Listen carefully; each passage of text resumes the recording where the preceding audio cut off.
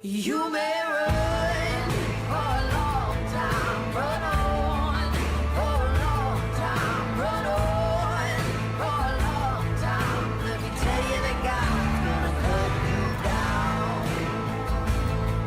Let me tell you that God's gonna cut you down. Yes, I'm finally doing it, I guess. All my friends and family saw this moment coming, and here I am. Welcome to the very first video from TEG. This video will be the start of some amazing things. You probably already know what to expect from this channel. Videos discussing games that I like, but I think that it would be a shame to just discuss them objectively. This channel is all about subjectivity, about overlooking what makes a game mechanically good and focusing on the emotions and chain of ideas it generates within you, making you enjoy the experience. So the main course would be what I would like to call an emotional review of games, speaking of certain concepts and how it was discussed and used in games. Of course, this wouldn't be the only thing you should be expecting. I'll be sharing clips and highlights and compilations of my playing sessions, especially Monster Hunter World, because the numbers say I'm a huge fan. In the end, you never know what would come from this channel. After all, it's a new start for me, and I hope I start off in a good way. Even if I don't really know what a good start means. In fact, does anyone know what a good start is? As kids, insert a coin or press X to start had a lot of meaning to us players. It marked the beginning of a session full of fun and discovery of a world of fantasy like Spyro, or hours of challenge in a fighting game with your brothers or friends. Some games surprisingly put a lot of effort in their start screen, because it's like a doorway for the player into the experience. If a haunted house had a pink door, the experience overall would be odd, to say the least. Hence the idea of making the start screen as dynamic and expressive as possible, reflecting the overall experience of the game. Compared to your average game, Nier Automata does a wonderful job at that. Progressing through the story and unveiling secrets ends up changing your start screen into something that might seem normal, but it actually is emotion-packed to the player. Hello, welcome to the Detroit Experience. Detroit Become Human does an amazing job at making the start screen feel like a point of touch and contact between the player and the game. Each time you enter, there's this hostess that greets you and welcomes you into the game, and she does so differently depending on your progression in the game, on the last time you played it, and even on your choices that you made in the game. Hell, she might even end up leaving you if you make some choices. As I watched you play, something has changed in me. I feel different. But then developers knew that a start isn't only pressing a button to get into a game, but it's the whole line that leads into grasping what the game is about and what your objectives are. Hence the emergence of intro sessions and tutorials.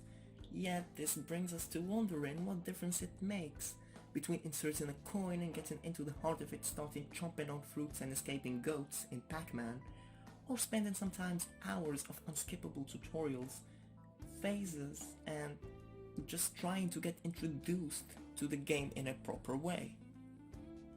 Now we all know that a start is defined as the beginning from a particular point in space and time, and the notions of space and time are valuable here because it's at that point that you know that you are now into the game and you can enjoy whatever the game has to offer.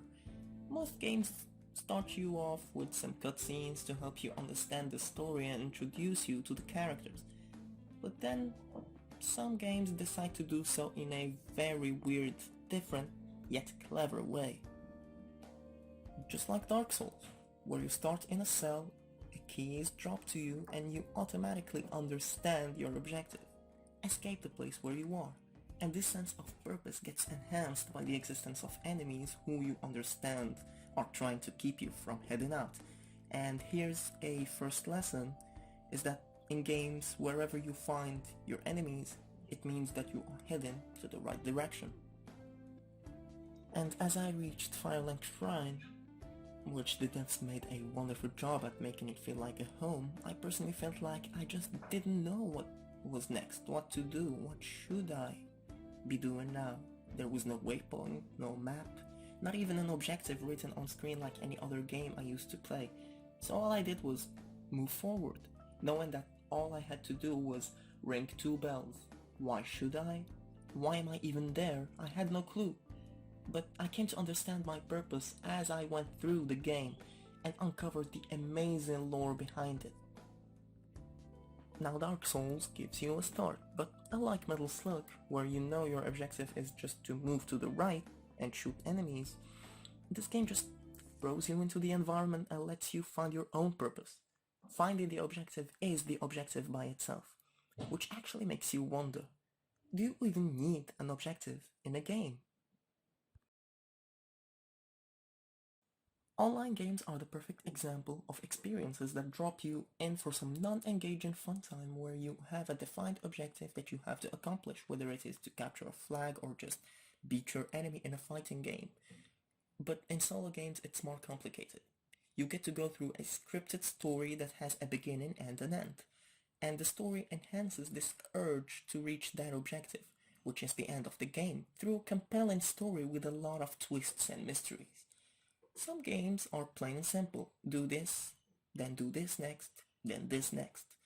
The structure is linear and you only have one way to move, forward. Then open world games blew the whole concept, with GTA 3 coming out in 2001. These games gave the player not only the freedom of movement and action in the whole playground, but the choice of which objectives to do next. Side quests make you stray from the main objectives while still managing to keep you immersed in the world. And the game that probably does this best is The Witcher 3. This game is just a world packed with content and so rich that you can be riding roach searching for something, then boom, you hear screams and go check it out, and then here goes, it's a side quest, you gotta follow it.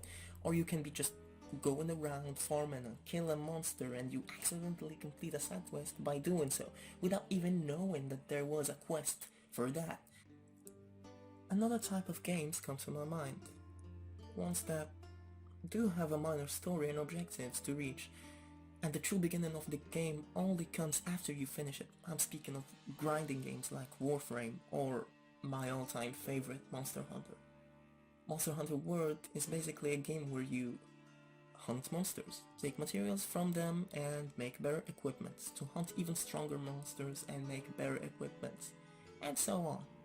And while the story feels a bit dull, the beauty of the game is the fun you find after you finish, and you just start grinding for better equipments and optimized builds. You set your own objectives each time, and the ultimate objective is just to become better. The game only ends when you feel like it ended for you, and so an end to a beginning isn't always necessary. Monster Hunter World is proof of that. Now, just like games, life is full of starts, whether it's a new job, university, a trip to Ecuador, a relationship. Every experience has a start. Some are meant to end and some don't, or at least they last a bit longer than others. The only thing we are ever sure of, what we grasp in our hands, is the moment of start. It is kind of the moment that I am in right now. I'm at the doors of a journey and I'm so excited for it. And unlike a game, I'm unsure what the next step is. There is no objective besides presenting you good content that you would enjoy watching. And so expect more videos discussing more and more about this amazing world of video games. So, what's next, you might ask? Well, in a way, you will be the ones making the content you see. I'm open to suggestions, concepts to speak of, all while making my mainline content. You are welcome to like, share, or subscribe to the channel if you see its potential. After all, life is just a seriously complicated open world game, but never be afraid to press X to start. Thanks for watching.